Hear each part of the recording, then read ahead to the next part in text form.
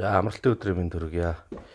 4-р сарын 1 хүртэл Улаанбаатар хотын иргэн та биднээс өөрсдөөс нь санал аваад төсвөр орчныг яаж тогтоох вэ гэдгийг шийдэх юм.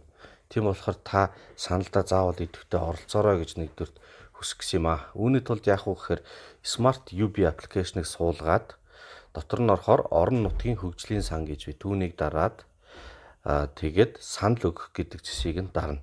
Тэгэхээр 3 юм асуулт гарч ирнэ. Эхнийхээс нь та сонголтоо хийн, хоёрдугаарс нь бас сонголтоо хийн.